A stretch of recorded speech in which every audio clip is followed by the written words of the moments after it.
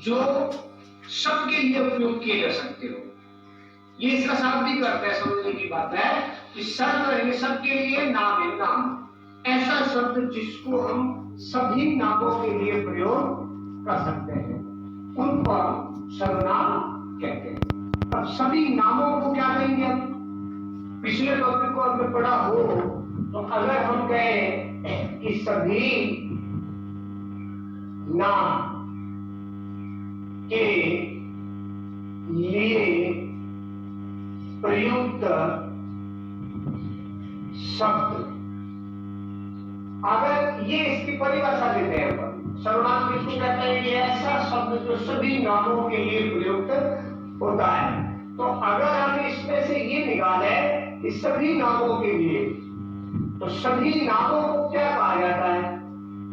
पिछले वीडियो में हमने पढ़ा था सभी नामों को क्या कहते हैं? संज्ञा कहते हैं। जितने भी नाम होते हैं, व्यक्ति, वस्तु, स्थान, गुण, भाव, तो सबके नाम जो है वो क्या कहलाती है? संज्ञा कहलाती है। और इसमें भी यही लिखा हुआ है सर्व, सर्व यानी सभी नाम के लिए। तो सर्व का मतलब सभी नामों के लिए का मतलब संज्ञा, यानी कि हम इसकी परिभाषा में ये कह सकते हैं, एक तो इसकी सरल परिभाषा यही है कि सभी नामों के लिए जो प्रयुक्त होने वाला शब्द है वो सर्वनाम है। सर्व का मतलब सभी होता है।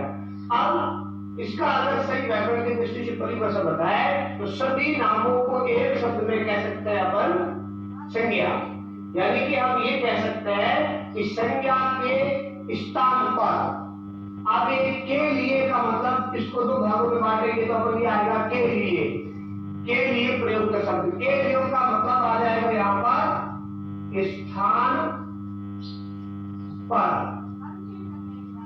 यानी कि सभी नामों को हम कहेंगे संज्ञा, के लिए प्रयुक्त को हम कहेंगे स्थान पर, यानी संज्ञा के स्थान पर प्रयुक्त होने वाले शब्द या उपयोग होने वाले शब्द क्या कहलाएंगे?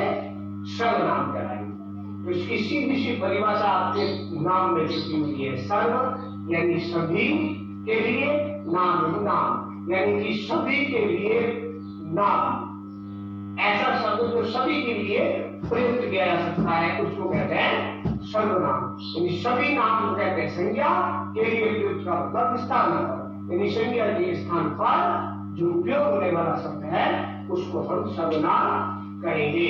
अब मैं इसकी परिभाषा बोल पे नहीं दूंगा क्योंकि आपको इस वीडियो को देख करके स्वयं इसकी परिभाषा बनानी है।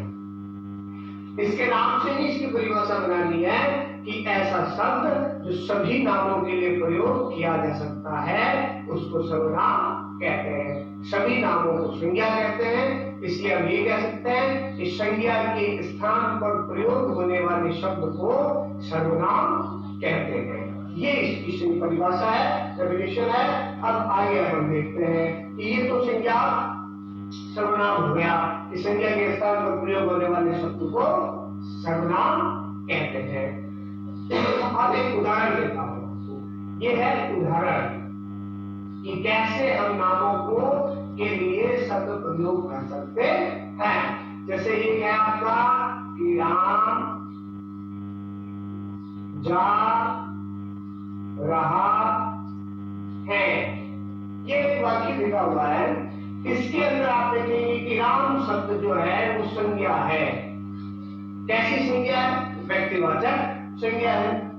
अब इस राम शब्द को अगर एक बार आपको वाक्य लिखना है तब तो आ जाएगा कि राम जा रहा है।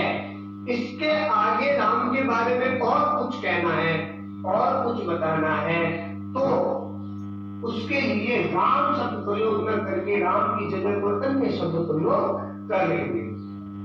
अब लिखिए, अब लिखा हुआ है राम जा रहा है, फिर आगे लिखते हैं अपन वह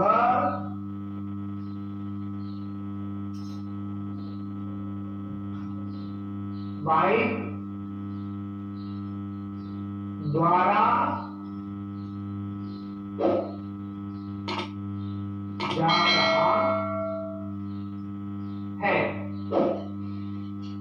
अब इसी के बारे में कहा जा रहा है। यहां इसकी जगह राम शब्द भी प्रयोग कर सकते हैं। ऐसे भी कर सकते हैं, राम जा रहा है, राम बाइक द्वारा जा रहा है, लेकिन ये दोनों वाक्य अलग अलग हो जाएंगे। अगर राम का प्रयोग दोबारा करेंगे तो दो वाक्य अलग अलग नजर आएंगे, इन दोनों के अंदर मिलने का भाव नहीं रहेगा, लगातार जो क्रम होता है वो टूट जाएगा। इसलिए राम जा रहा है और वह बाइक द्वारा जा रहा है, इससे दोनों वाक्य आपस में विनिर्देश प्रतीत हो रहे हैं। तो राम की जगह यहाँ वह प्रयोग किया गया, और ये वह क्या है? सर्वनाम है, क्योंकि ये संज्ञा के लिए प्रयोग हुआ है। राम संज्ञा शब्द है, आप इस संज्ञा के लिए जो आपने प्रयोग किया है वह ये आ जाएगा आपके सर्वनाम। क्यों आ जाएगा सर्वनाम वह? अब ये वह तो केवल राम के लिए नहीं है, राम श्याम घनश्याम किसी के लिए भी आप इसको प्रयोग कर सकते हैं, स्त्रीलिंग पुल्लिंग सब के लिए प्रयोग कर सकते हैं। अगर राम की जगह सीता शब्द आता है तो भी आप लिखेंगे। तो इसलिए ये एक ऐसा शब्द है जो सभी संज्ञाओं के लिए प्रयोग में लाया जा सकता है, इसलिए इसको सर्वनाम कहते हैं। तो ये तो आपका संज्ञा सर्वनाम का हो गया प्रयोग। ये सर्वनाम किसे कहते हैं और इसकी पहचान हो गई। अब बात आती है आपके सर्वनाम के भेद की, कि सर्वनाम का भेद कितने होते हैं, ये है इसकी आपकी परिभाषा। अब सर्वनाम का अगर अपन भेद है, भेद का मतलब प्रकार, तो प्रमुख रूप से ये भेद जो है सर्वनाम का वो 6 प्रकार के होते हैं। सर्वनाम 6 प्रकार के 6 प्रकार के सर्वनाम आपके सामने आएंगे। अब उन 6 प्रकारों में जो है वो पहला नाम आपका है पुरुष वाचक सर्वनाम। पुरुषवाचक सर्वनाम। दूसरा जो आपका सर्वनाम आएगा वो आ जाएगा निज वाचक या निश्चयवाचक सर्वनाम। निश्चय वाचक सर्वनाम। तीसरा है आपके अनिश्चय वाचक सर्वनाम, अनिश्चयवाचक सर्वनाम। और तीसरा जो प्रकार आगे चौथा जो आता है आपके वो आ जाएगा आपके संख्या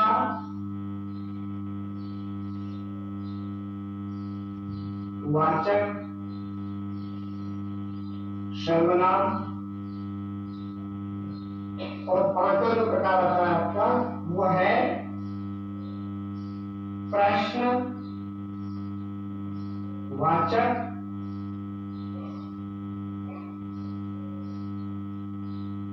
सर्वनाम।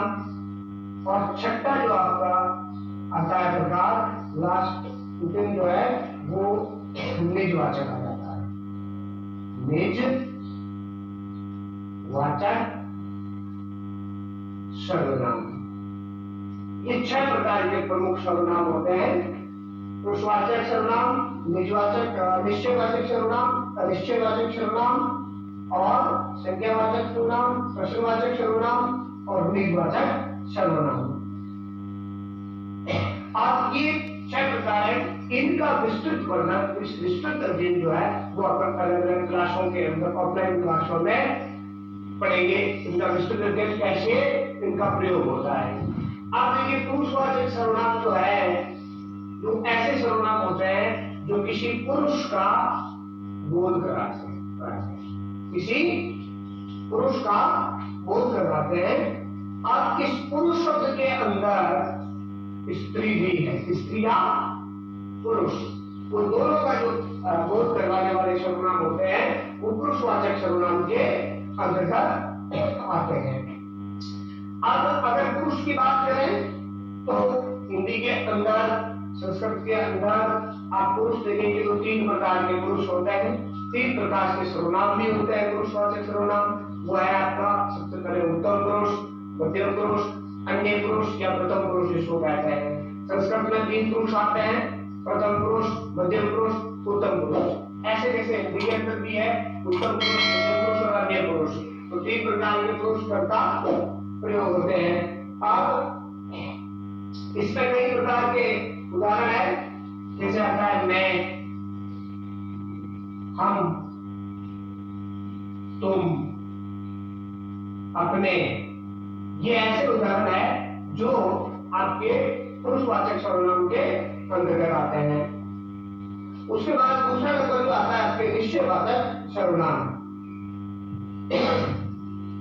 इसमें निश्चय का मतलब होता है जो निश्चित चीज होती है, फिक्स होती है, जो किसी संज्ञा सर्वनाम की निश्चित जो संबंध है उनका संज्ञा का बोध करवाता है, उसको निश्चयवाचक सर्वनाम कहा जाता है।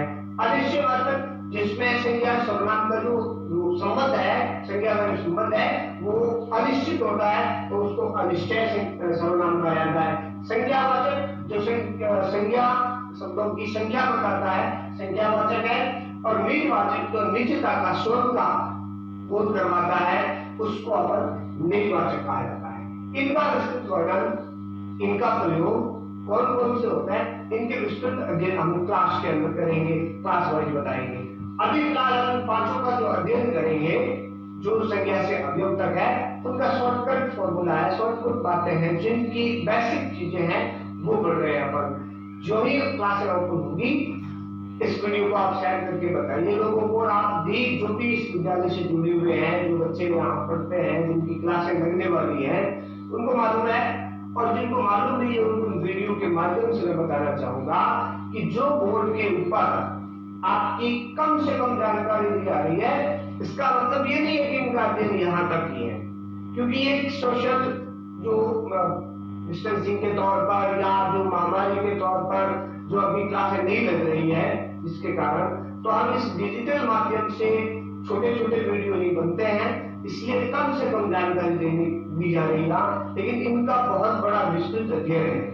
और ये हमारी तरफ से पूरा गारंटी है कि एक बार अगर आप इस विद्यालय की ऑफलाइन क्लास के अंदर एक बार अगर बैठ करके पढ़ लेंगे इन चीजों को, तो हमारी गारंटी है कि जीवन में कभी भी आपको दोबारा कंपटीशन एग्जाम के लिए किसी कोचिंग सेंटर में जाने की आवश्यकता नहीं पड़ेगी। मैं आपको हिंदी की तरफ से इतनी आपको फुल प्रूफ गारंटी दे सकता हूँ, क्योंकि इस चीज पर वो चीजें ही क्लास के अंदर पढ़ाई जाती है, वो चीजें सारी पढ़ाई जाती है, बताई जाती है, जो बच्चे के आने वाले लॉन्ग पीरियड में उसके काम आएगी, जॉब में उसके काम आएगी। क्योंकि अगर आप गद्य भाग और पद्य भाग हिंदी का ज्यादा से ज्यादा पढ़ा देंगे, बच्चों को रटा देंगे, उससे ज्यादा उसको फायदा होने वाला नहीं है, क्योंकि वो चीजें केवल एक पर्टिकुलर क्लास के लिए है। लेकिन जो हिंदी का बेसिक व्याकरण है, वो व्याकरण बच्चे के जीवन में हर स्तर पर काम आने वाला होता है। तो सबसे ज्यादा मेरा हमेशा ध्यान, हमेशा सबसे ज्यादा प्राथमिकता व्याकरण पर होती है, जिसका विस्तृत अध्ययन करवाया जाता है। अब इनका अगर आपको विस्तृत अध्ययन करना है तो ऑफलाइन क्लासों के अंदर बच्चों को उसी तरीके से पढ़ाया जाता है और उस हिसाब से पढ़ाया जाता है कि वो कॉम्पिटिशन एग्जाम में फाइट कर सके, आराम से उसको कर सके। आप हमारी तरफ से मैंने पिछले कई 5-6 साल से सदाशिव पब्लिक स्कूल बिशनपुर में भी पढ़ाया है। मैंने जो पढ़ाया उसके अंदर से कुछ बच्चे जो आज भी 12th पास कर चुके हैं और 12th पास के बाद जो कॉम्पिटिशन एग्जाम की तैयारी कर रहे हैं, तो उन बच्चों ने जब किसी कोचिंग सेंटर को ज्वाइन किया और उन्होंने जो मासिक टेस्ट होता है उनमें उन्होंने टेस्ट दिया, और उनका जो पहला टेस्ट था 1 महीने के बाद, उसका बहुत अच्छा एक्सीलेंट परफॉर्मेशन था, बहुत ही उच्च कोटि का परफॉर्मेशन था, बहुत अच्छी तैयारी थी। तो उस बच्चे को बुलाया कि उस कोचिंग सेंटर वाले ने पूछा कि भाई 1 महीने में तुमने इतना सारा कैसे पढ़ लिया, कैसे याद कर लिया?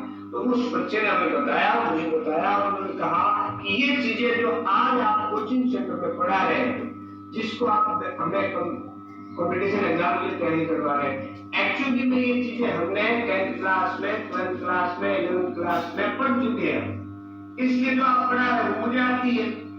इसका मतलब वहीं से हमें बल मिला और वहीं से मुझे ये पता चला कि भाई हम बच्चों को जो किताबी शिक्षा दे रहे हैं, उनको केवल परसेंटेज बनाने के हिसाब से पढ़ा रहे हैं, वो चीज गलत है।